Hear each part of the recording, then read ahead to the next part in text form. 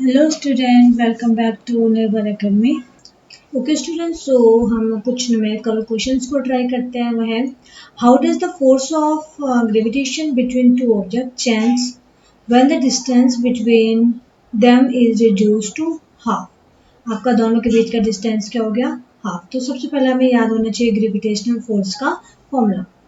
Okay, so gravitational force का formula आपका क्या आता है?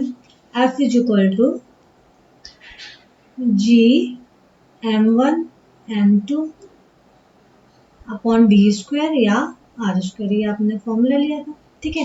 m1 m2 क्या था? Mass of two body. यहाँ पर बोला गया है कि the force of gravitation between two object change when the distance between them is reduce to half. First condition में आपने सपोज माना if distance between two body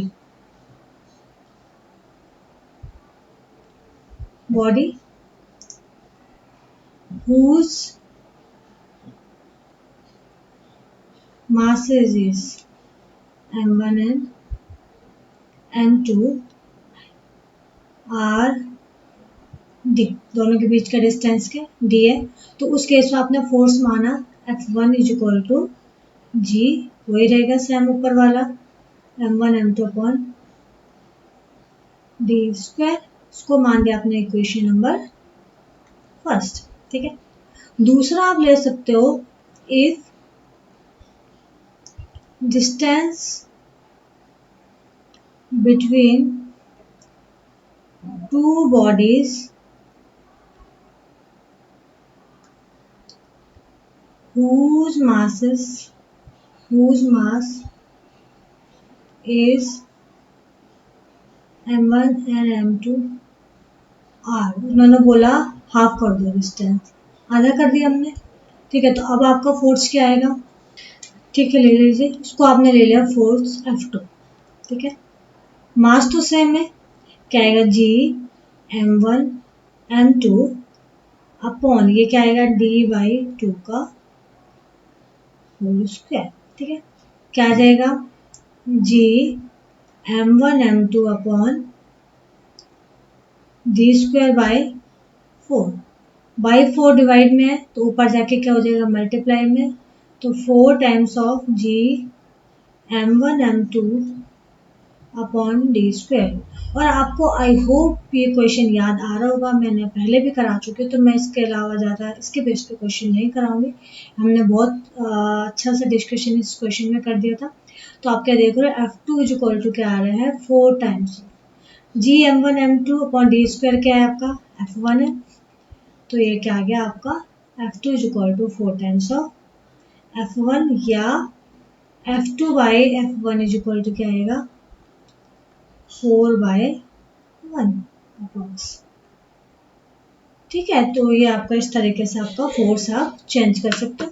change होता है जब आपका डिस्टेंस क्या होगा? चेंज होगा। ओके, ओके स्टूडेंट्स, सो अब हम नेक्स्ट क्वेश्चन करते हैं। उसमें क्या है? What happen to the force between two object if mass of one object is doubled.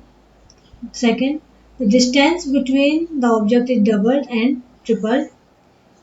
Next, the masses of both objects are doubled. ठीक है, बहुत इजी क्वेश्चन है, कोई डिफिकल्टी आपका नहीं है। तो सबसे पहले हम ग्रेविटेशनल फोर्स का फॉर्मूला लिख लेते हैं। वो कितना था? F is equal to G m1 m2 upon D square, ठीक है। ले लीजिए इसमें फर्स्ट पार्ट बोला गया है the mass of one object is double. मैंने सपोज किया, सपोज m1 डैश, उसको ले लिया ट्वाइस ऑफ m1, मीन्स पहले ऑब्जेक्ट का वो जो मास है डबल कर दिया था, उसको मैंने इसलिए ले लिया m1 डैश, ठीक है। तो अब इस केस में फोर्स और m2 क्या है? m2 के लिए उन्होंने बोला कोई चेंज ही नहीं है, तो m2 है। या इसको मैं ले लूँ m2 dash is equal to m2, कि एक का जो मास है वो डबल हो गया, दूसरे का मास में आपका कोई भी चेंज नहीं आया। तो फोर्स इज इक्वल टू क्या आएगा? Force is equal to G m1 dash m2 dash upon D square, ठीक है। या जी। m1 की जगह क्या है आपका twice of m1, m2 dash की जगह क्या है m2 अपॉन डी स्क्वायर। तो क्या आ गया twice of G m1 m2 upon D square. ठीक है, इसको मैंने मान लिया f1, इसको मैंने मान लिया f2।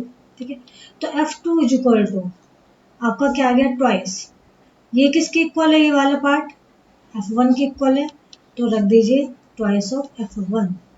f2 क्या आ गया f1 के दुगना आ गया अगर आप मास को क्या करोगे डबल कर दोगे। ठीक है, ये तो एक पार्ट क्लियर हो गया। अब दूसरा पार्ट क्या दिया है कि दोनों के बीच का डिस्टेंस आप डबल और ट्रिपल कर दो। ठीक है, तो पहले वाले क्वेश्चन में हमने डिस्टेंस क्या कर दिया था डबल तो कर दिया था, हमने लिया था कि जो d2 है ये आपने लिया था d डबल किया है। ठीक है, तो ट्वाइस ऑफ dm करके देखते क्वेश्चन।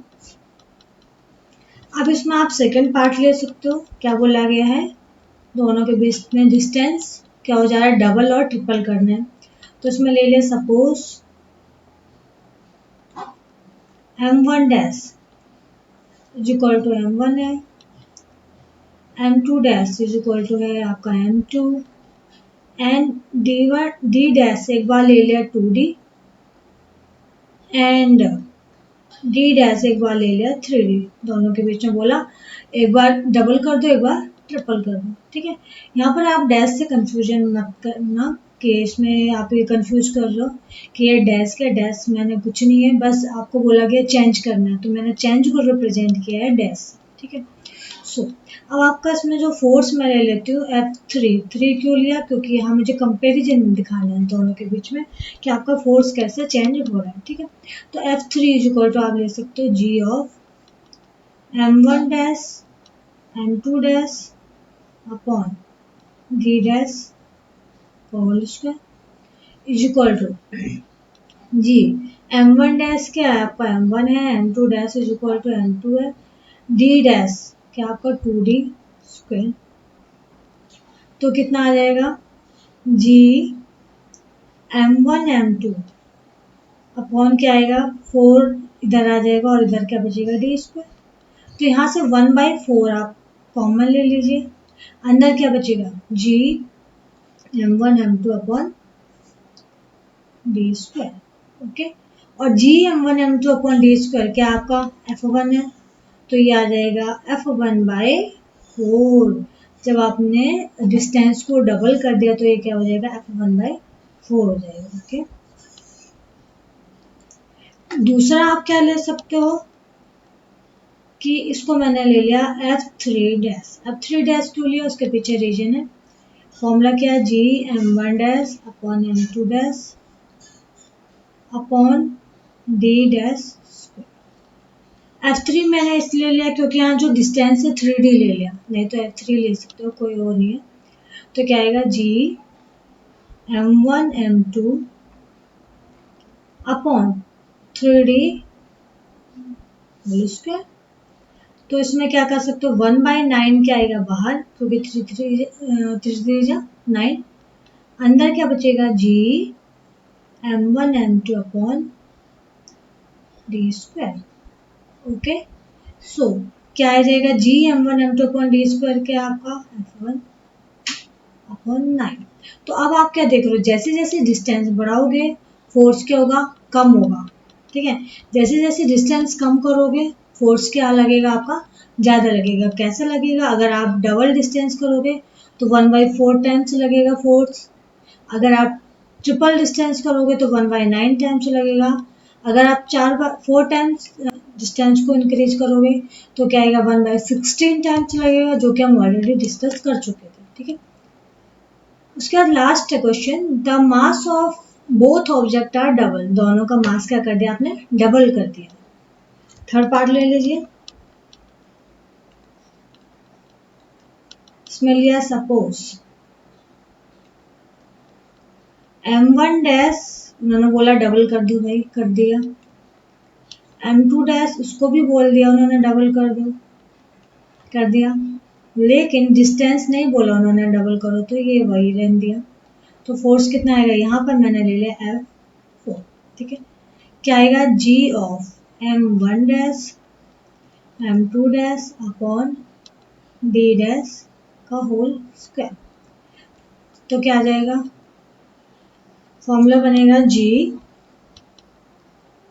M1 डैश कितना है, twice of M1, M2 dash twice of M2, distance क्या आपका D स्क्वायर है, तो क्या आ जाएगा 2 2 जा 4, 4G M1 M2 upon D square, ठीक है।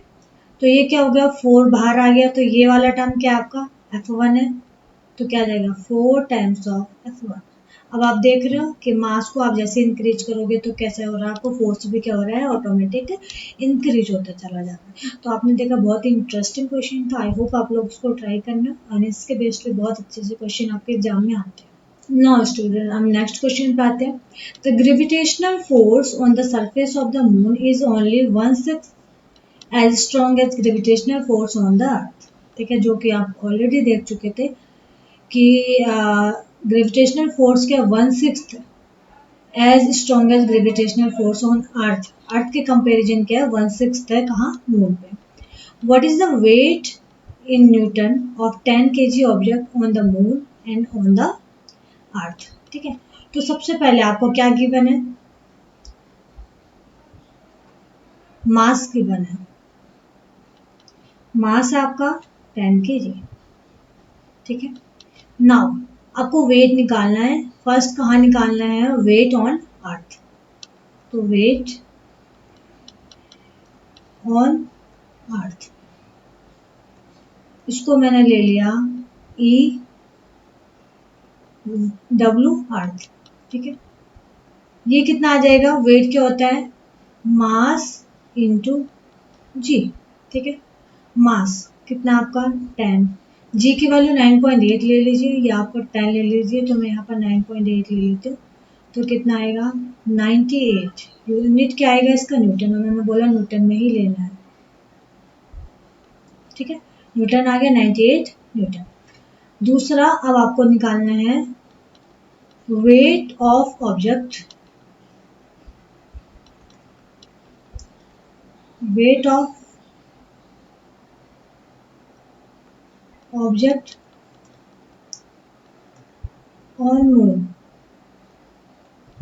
उसी ऑब्जेक्ट का मून में वेट कितना है, इसको ले लिया W मून, ठीक है। ये आप कैसे निकालोगे, तो ये निकालोगे W अर्थ का 1/6 पार्ट होता है, ठीक है। तो अर्थ में कितना है आपका 98 न्यूटन अपॉन 6। अब इसको सॉल्व कीजिए, कितना आया आपका रिजल्ट, ठीक है। सो यहाँ पर जो वेट आएगा वो आएगा आपका लगभग 16.3 न्यूटन, ओके। नेक्स्ट क्वेश्चन है, a ball is thrown vertically upward with a velocity of 49 metre per second, ऊपर की ओर फेंक रहा हो, ये नहीं बोला कि ऊपर पहुंच गए, बोला जा रहा है फेंक रहा हो। Calculate maximum height to which it rise, second है the total time it takes to return to the surface of the earth, ठीक है।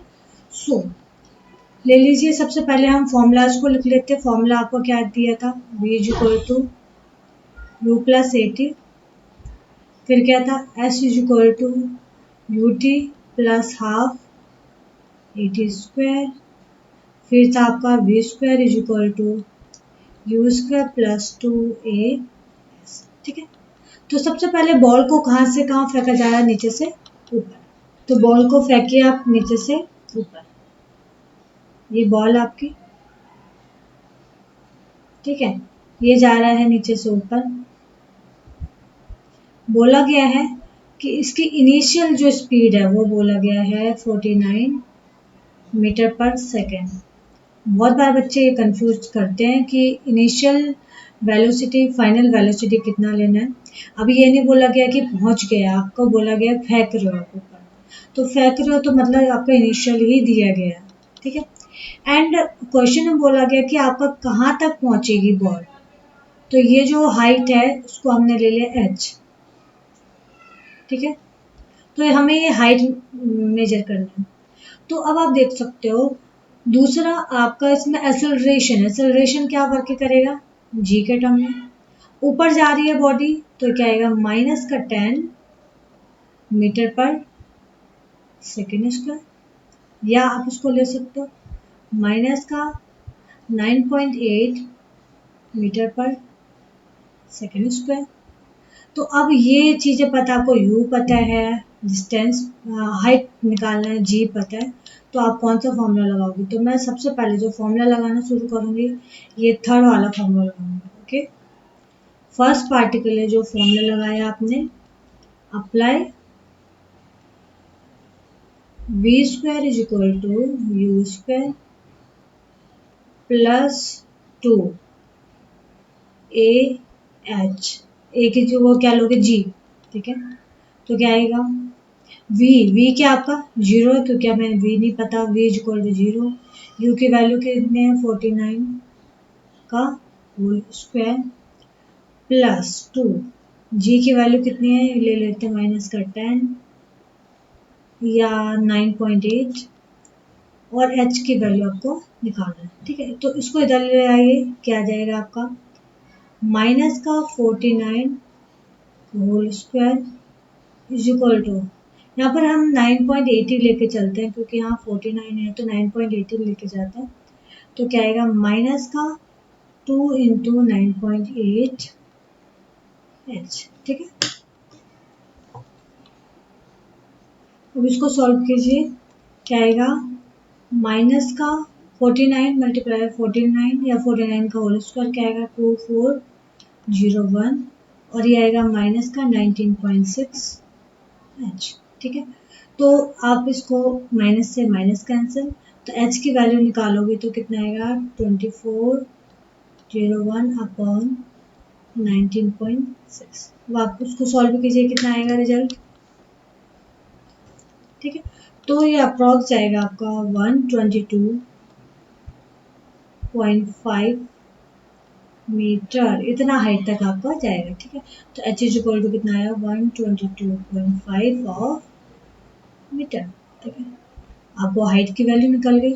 अब बोला गया था total time it takes to return to the surface of the earth, surface of the earth पे पहुंचने में वो कितना टोटल टाइम लेगा।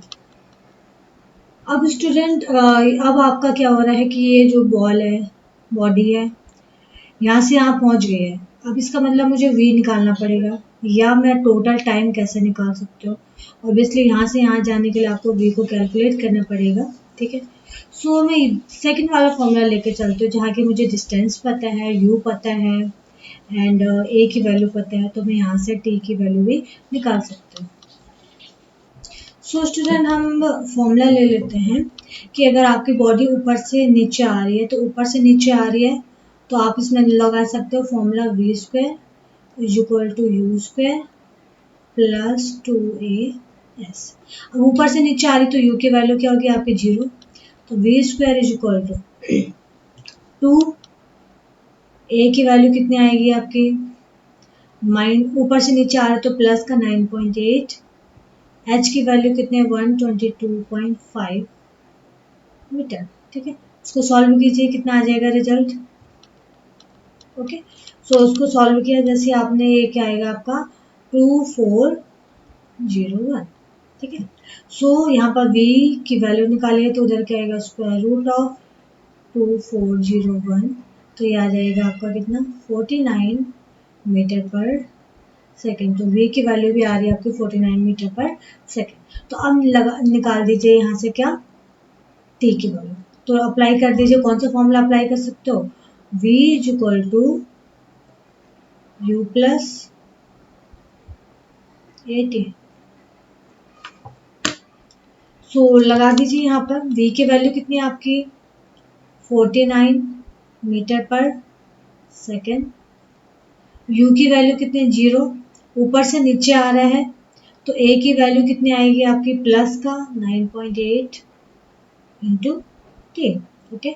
तो ये क्या आ जाएगा 49 is equal to 9.8 into t. So आप जैसे इसको सॉल्व करोगे तो क्या आ जाएगा result, t is equal to 49 divided by 9.8, तो ये आएगा आपको 5 सेकेंड। ठीक है, तो आपने एज्यूमशन देखा कि अगर आपकी बॉडी नीचे से ऊपर जा रही है तो वहाँ पर आपका v 0 होगा, u वर्क करेगा एंड g की वैल्यू आपका नेगेटिव होगी। लेकिन जैसे बॉडी ऊपर से नीचे आ रही है तो वहाँ पर आपका u 0 हो जाएगा और v वर्क करेगा और g की वैल्यू आप क्या लोगे, पॉजिटिव। ठीक है, तो नेक्स्ट क्वेश्चन है the volume of 50 gram of substance is 20 centimetre cube if the density of water is 1 ग्राम पर centimetre cube will the substance float और सिक। ठीक है, तो सबसे पहले आपको समझ में आया कहाँ से रिलेट कर रहा है।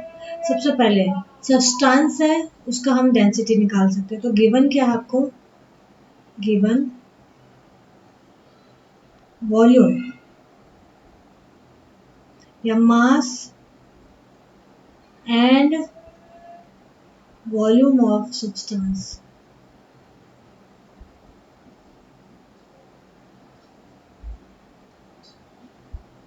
वो आपका 50 ग्राम एंड 20 सेंटीमीटर क्यूब। ठीक है, तो यहाँ से अगर आपको मास दिया है, वॉल्यूम दिया है, तो आप क्या निकाल सकते हो, डेंसिटी को निकाल सकते हो। तो निकाल दीजिए डेंसिटी ऑफ सब्सटेंस। तो डेंसिटी किससे लिख रहे थे, रो सब्सटेंस इज इक्वल टू क्या होता है, मास पर यूनिट वॉल्यूम। ठीक है, मास कितना है 50 ग्राम, वॉल्यूम कितना है 20 सेंटीमीटर क्यूब। ठीक है, यह आएगा 5/2 ग्राम पर सेंटीमीटर क्यूब। ठीक है, तो कितना आ जाएगा 2.5 ग्राम पर सेंटीमीटर क्यूब। एंड आपको गिवन है डेंसिटी ऑफ वाटर कितना है 1 ग्राम पर सेंटीमीटर क्यूब। ठीक है, तो आप क्या देख रहे हो, डेंसिटी ऑफ सब्सटेंस वो क्या है, greater than density of water. तो आपका जो सब्सटेंस होगा फ्लोट होगा या सिंक होगा, ऑब्वियसली आपका ये सिंक होगा क्योंकि उसका वेट क्या आपका ज़्यादा है, किसके कंपैरिजन, वाटर के कंपैरिजन वेट ज़्यादा, तो इसलिए यहाँ पर ये आपका सिंक हो रहा है। तो ये टॉपिक कहाँ से, आपका रिलेटिव डेंसिटी से आपका टॉपिक लिया गया है, जहाँ की आपका रिलेटिव डेंसिटी आपका कितना गिवन है, रिलेटिव डेंसिटी है आपका ग्रेटर देन 1। ठीक है, ये वाला केस था। ओके, सो स्टूडेंट अब हम नेक्स्ट चैप्टर में वर्क करेंगे। उससे पहले आप लोग वेबसाइट पे विजिट कीजिए, वहाँ पर आपका असाइनमेंट है, वहाँ आपका नोट्स प्रोवाइड किया गया है, वहाँ आपके लिए क्विजेस रेडी हैं। आप लोग वहाँ जाइए एंड देखिए कि आप इस चैप्टर में कितना समझे हो, कितना सीखे हो, और उससे रिलेटेड आप वहाँ पर मार्क्स भी अटेंड कर सकते हैं। ठीक है, सो हम मिलते हैं नेक्स्ट वीडियो में।